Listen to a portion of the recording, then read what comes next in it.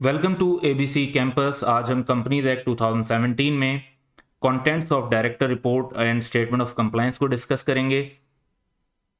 तो ऑलरेडी हम डिस्कस कर चुके हैं कि डायरेक्टर रिपोर्ट जो है वो हर कंपनी ने बनानी होती है, सिवाय ऐसी प्राइवेट कंपनी के जो कि पब्लिक की सब्सिडरी भी ना हो और 3 मिलियन से उसका कैपिटल जो है ज़्यादा ना हो। और स्टेटमेंट ऑफ कंप्लायंस जो है वो SECP स्पेसिफाई कर सकता है बाय जर्नल और स्पेशल ऑर्डर के कौन सी कंपनीज बनाएंगी। तो अब आज की इस वीडियो में हम डिस्कस करेंगे कि इन दोनों जो डायरेक्टर रिपोर्ट है और स्टेटमेंट ऑफ कंप्लायंस, इनमें शामिल क्या क्या होता है। तो डायरेक्टर रिपोर्ट के कुछ मिनिमम कंटेंट्स हैं जो कि हर कंपनी को शामिल करने होते हैं। फिर कुछ खास कंपनीज के लिए, बेसिकली पब्लिक कंपनीज के लिए एडिशनल कंटेंट्स हैं। फिर लिस्टेड कंपनीज के लिए मजीद एक बिजनेस रिव्यू सेक्शन के अंदर डिटेल्स हैं जो मेंशन करनी होती हैं।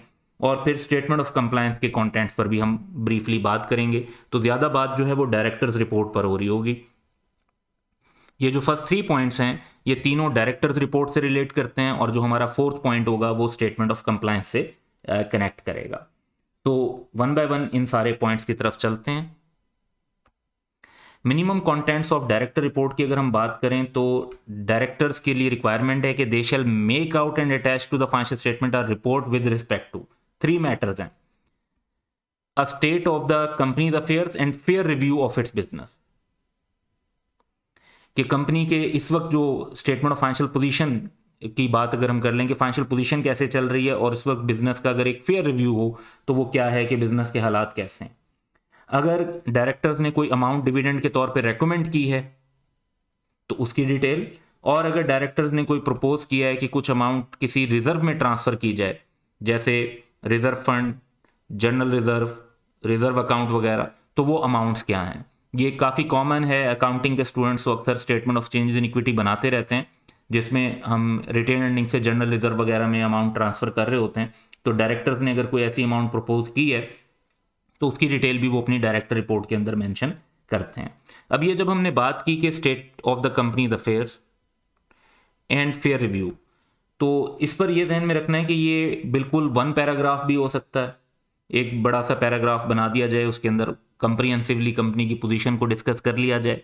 और ये भी हो सकता है कि काफ़ी डिटेल में और फ्यू पेजेस के ऊपर जाकर ये डिस्कस हो रहा हो कि कंपनी की स्टेट ऑफ अफेयर्स क्या है और उसका फेयर रिव्यू क्या है।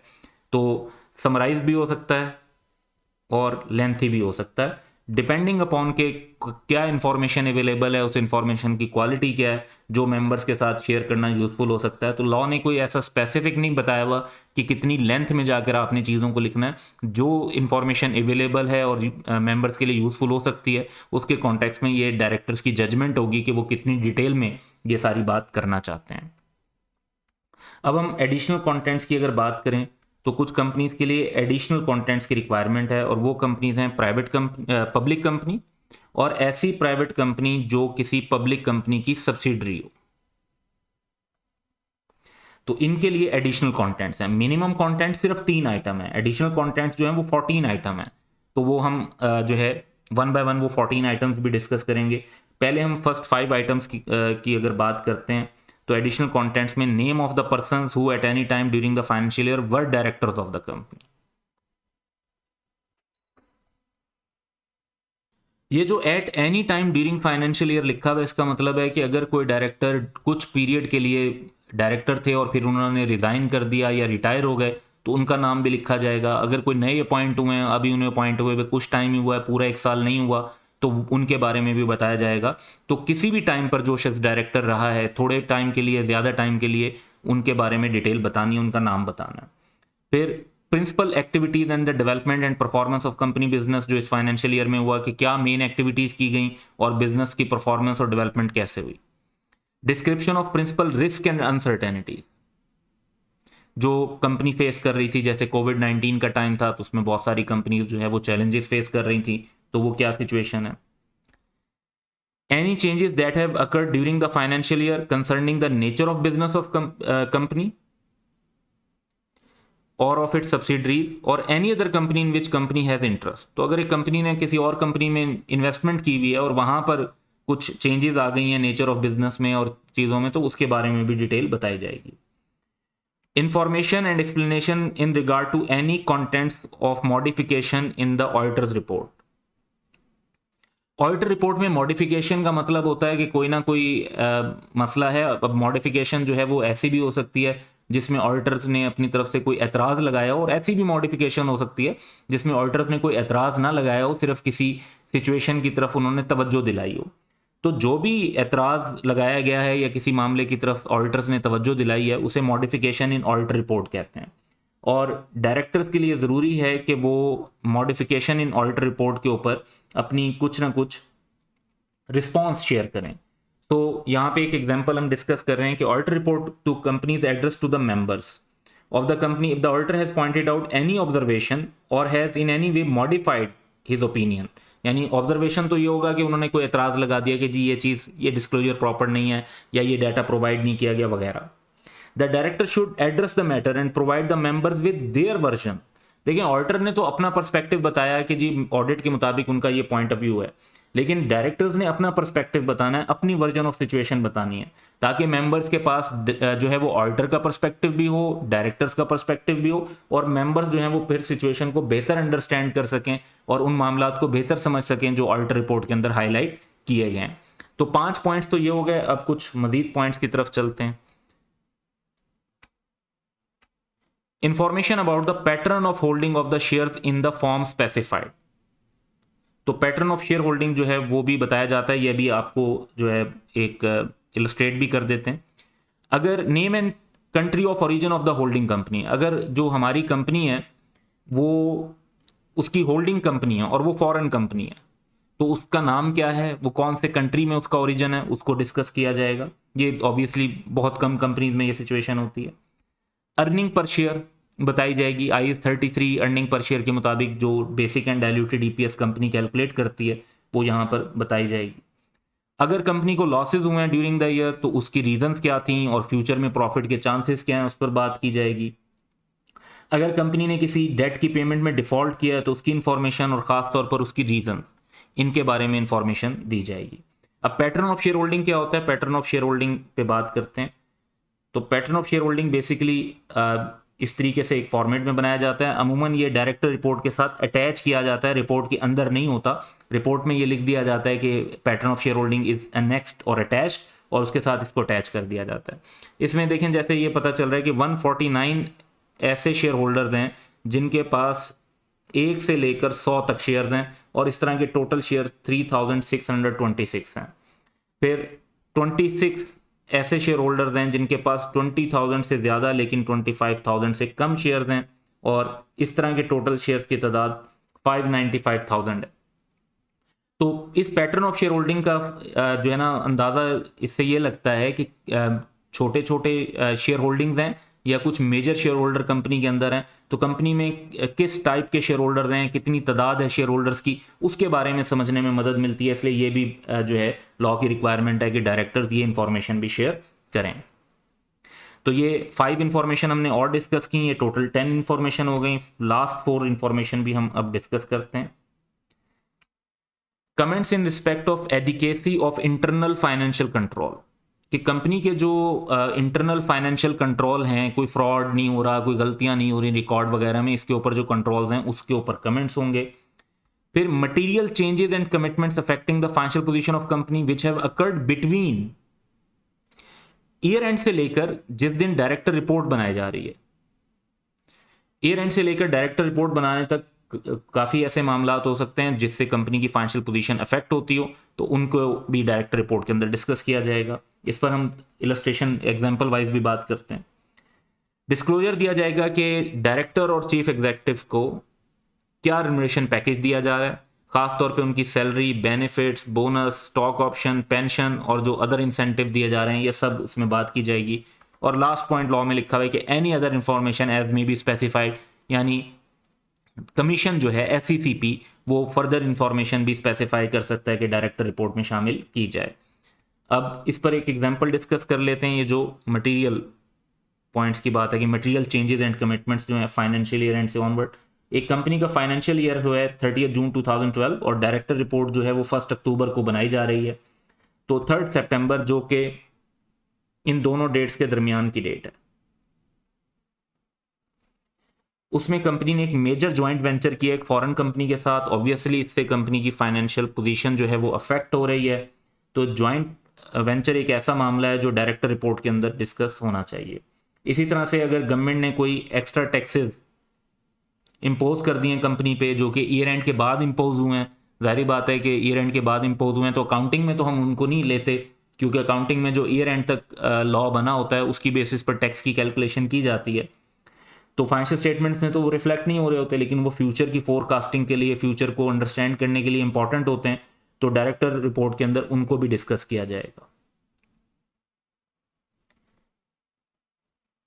नेक्स्ट बिजनेस रिव्यू सेक्शन जो कि लिस्टेड कंपनी में बनाया जाता है। अगर उसकी बात करें तो मिनिमम कंटेंट्स के अंदर हमने पढ़ा था कि फेयर रिव्यू ऑफ बिजनेस शामिल करना चाहिए, और फेयर रिव्यू ऑफ बिजनेस में लिस्टेड कंपनी होगी तो उनको ये पॉइंट्स शामिल करने हैं। To the extent necessary for understanding the development performance और position of the company business, 5 बातें जो हैं वो मजीद होंगी। मेन ट्रेंड और फैक्टर जो कंपनी के फ्यूचर बिजनेस की डेवलपमेंट परफॉर्मेंस और पोजीशन को अफेक्ट कर सकते हैं। कंपनी के बिजनेस का एनवायरनमेंट पर क्या इम्पैक्ट है, कंपनी ने कौन सी एक्टिविटीज़ कॉर्पोरेट सोशल रिस्पॉन्सिबिलिटीज़ के कॉन्टेक्स्ट में की हैं, जैसे कोई स्कूल खोलने में मदद की है, डिस्पेंसरी में, हेल्थ केयर के अंदर लोगों की मदद के लिए क्या काम किया है। डायरेक्टर्स ने अपनी रिस्पॉन्सिबिलिटी जो है adequacy of internal financial controls पर, वो कैसे, ये डायरेक्टर रिपोर्ट में वैसे भी होता है लेकिन डायरेक्टर ने अपनी इस रिस्पॉन्सिबिलिटी को कैसे पूरा किया। और अगर कंपनी ने डिविडेंड डिक्लेयर नहीं किया प्रॉफिट्स के बावजूद तो क्यों नहीं किया, उसकी रीजंस, और फ्यूचर प्रॉस्पेक्ट्स के फ्यूचर में कंपनी डिविडेंड देने का क्या इरादा रखती है वो क्या होंगे। अच्छा, इसमें अगर आप देखें तो अब हम अगर ओवरऑल डिस्कस करें तो 3 कंटेंट्स हैं मिनिमम,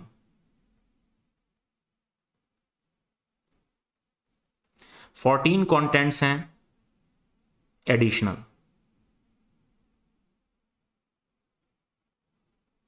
और 5 जो आइटम है जो यहां पर हम इस वक्त देख रहे हैं जो लिस्टेड कंपनी के लिए, जिसे बिजनेस रिव्यू सेक्शन कहते हैं।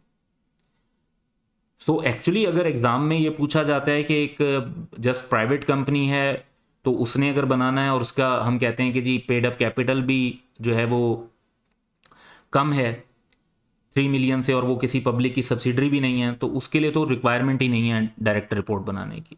अदरवाइज मिनिमम 3 रिक्वायरमेंट हैं। पब्लिक कंपनी है या पब्लिक कंपनी की सब्सिडरी है तो ये 14 और ऐड हो जाएंगी, और लिस्टेड है तो ये 5 ऐड हो जाएंगी। तो अगर लिस्टेड कंपनी के बारे में बात की जाती है तो हम टोटल यू कैन नोटिस 3 + 14 + 5 यानी 22 पॉइंट्स जो हैं वो मेंशन कर सकते हैं। तो ये काफ़ी एक्सटेंसिव डिटेल भी बन सकती है, इसलिए काफ़ी ज़्यादा जो कॉमन जो है वो ये है कि या तो मिनिमम के ऊपर क्वेश्चन आ जाता है या फिर लिस्टेड के बिजनेस रिव्यू सेक्शन पर आ जाता है। और ये जो एडिशनल वाले मामला आते हैं इन पर इस तरह से क्वेश्चन आ जाता है कि list any 8 contents 10 contents of director report, तो याद हमें ये सारे ऑब्वियसली होने चाहिए। अब अगर हम बात करते हैं कि इस सिलसिले में डायरेक्टर रिपोर्ट होती कैसे है, तो ये मल्टीपल पेजेस का डॉक्यूमेंट होता है। आप ये देख रहे हैं कि एक कंपनी की हम शेयर कर रहे हैं कोहिनूर एनर्जी लिमिटेड की, तो इसमें प्रिंसिपल एक्टिविटीज़, फाइनेंशियल रिजल्ट्स वगैरह मेंशन हैं। फिर उसके बाद कंपनी की डिविडेंड की डिस्ट्रीब्यूशन, ऑपरेशंस, रिस्क मैनेजमेंट वगैरह मेंशन है। उसके बाद statement of compliance of code of corporate governance भी यहाँ पर इन्होंने शामिल की हुई है। डायरेक्टर्स की भी डिटेल दी हुई है कि कितनी मीटिंग अटेंड की, कौन कौन डायरेक्टर रहे थे, बोर्ड ऑफ डायरेक्टर में चेंजेस क्या आई वो भी बताई हुई हैं। फिर कॉर्पोरेट सोशल रिस्पॉन्सिबिलिटी, इन्वायरमेंट पर इम्पैक्ट, ये सब भी बताया हुआ है। और फिर इंटरनल कंट्रोल का सिस्टम, ऑडिटर्स कौन है, पैटर्न ऑफ शेयर होल्डिंग बताया हुआ है कि वो अटैच है, और फिर एंड में सिग्नेचर्स वगैरह हैं बोर्ड के बिहाफ पे। तो ये डायरेक्टर रिपोर्ट का टिपिकल एक स्पेसिमेन हमने आपके साथ शेयर किया। आप भी गूगल पे सर्च करके एनुअल रिपोर्ट्स सर्च करें और उनके अंदर आप फाइनेंशियल स्टेटमेंट्स के साथ डायरेक्टर्स रिपोर्ट देख सकते हैं कि कुछ कंपनीज ने 10-10, 15-15 पेजेस की भी होती हैं, कुछ की बहुत शॉर्ट 2 to 3 पेजेस की भी डायरेक्टर्स रिपोर्ट होती हैं। तो उनको आप देख सकते हैं और उनमें इवेल्युएट कर सकते हैं कि किस हद तक उन्होंने लॉ की रिक्वायरमेंट फॉलो की हुई है। ऑब्वियसली सारे के सारे पॉइंट्स नहीं आते, क्योंकि जैसे एक ये पॉइंट ये है कि reason for not declaring dividend, अगर एक कंपनी ने डिविडेंड डिक्लेयर किया हुआ है तो वो तो ऑब्वियसली ये रीजंस नहीं बता रहे होंगे। इसी तरह के रीजंस फॉर लॉस, अगर एक कंपनी को लॉस हुआ ही नहीं तो वो ऑब्वियसली वो उसकी बात नहीं बता रहे होंगे। तो जो रेलिवेंट पॉइंट्स होते हैं उनको रिपोर्ट में शामिल किया जा रहा होता है, और हर पॉइंट ऑब्वियसली एक ही रिपोर्ट के अंदर कवर नहीं हो रहा होता। नेक्स्ट हम बात करेंगे contents of statement of compliance की। तो बोर्ड के लिए ये रिक्वायरमेंट है कि जी वो ये भी रिस्पॉन्सिबिलिटी बोर्ड ऑफ डायरेक्टर की होगी कि वो मेक आउट करेंगे, अटैच करेंगे फाइनेंशियल स्टेटमेंट के साथ such statement of compliance as may be specified, यानी इसके जो कंटेंट्स हैं वो स्पेसिफाई यहाँ कंपनीज एक्ट में नहीं किए हुए, ये रेगुलेशन के अंदर स्पेसिफाई किए हुए। और तकरीबन जो है वो स्टेटमेंट ऑफ कंप्लायंस एक कंपनी की हम आपके साथ शेयर कर रहे हैं, तो वो ये बनी हुई है। तो ये 2 पेजेस की है। इसमें बेसिकली स्टेटमेंट ऑफ कंप्लायंस में ना कंप्लाई और एक्सप्लेन अप्रोच होती है, यानी ये होता है कि जहाँ पर उन्होंने फॉलो किया होता है कुछ बेसिक रिक्वायरमेंट है वो तो स्पेसिफिक वो मेंशन कर देते हैं, और जहाँ पर ये जिस तरह हम देख रहे हैं कि एक्सप्लेनेशन फॉर नॉन कंप्लायंस दी हुई है, तो जहाँ पर उन्होंने कॉर्पोरेट गवर्नेंस को फॉलो नहीं किया होता तो वो उसकी रीज़न बताते हैं कि हमने क्यों अभी तक फॉलो नहीं कर सके, कंपनी में क्या मसाइल थे, क्या वजूहत थी जिनकी वजह से हमने इसको फॉलो नहीं किया। अक्सर अमूमन ऐसी रिक्वायरमेंट होती हैं कि जी नॉन मैंडेटरी, क्योंकि कोड ऑफ कॉर्पोरेट गवर्नेंस में कुछ रिक्वायरमेंट मैंडेटरी हैं, कुछ नॉन मैंडेटरी हैं, कुछ फॉलो करना लाजमी है, कुछ लाजमी नहीं है। तो अक्सर नॉन मैंडेटरी रिक्वायरमेंट्स फॉलो नहीं हो रही होती हैं, बाज़ औक़ात मैंडेटरी भी फॉलो नहीं की जा सकती, तो वो एक्सप्लेन किया जाता है कि क्यों हम फॉलो नहीं कर सके और क्या वजूहत थी और फ्यूचर में कब जाकर हम वो फॉलो कर सकेंगे। तो इसमें फिर ऑथेंटिकेशन की बात आती है, तो बोर्ड ऑफ जो डायरेक्टर रिपोर्ट है या स्टेटमेंट ऑफ कंप्लायंस, इन दोनों को बोर्ड ऑफ डायरेक्टर ने अप्रूव करना होता है और इन्हें चीफ एग्जीक्यूटिव और डायरेक्टर के इस पर साइन होते हैं, तो उससे इसकी ऑथेंटिकेशन कंप्लीट होती है। So that's all for today, have a good day.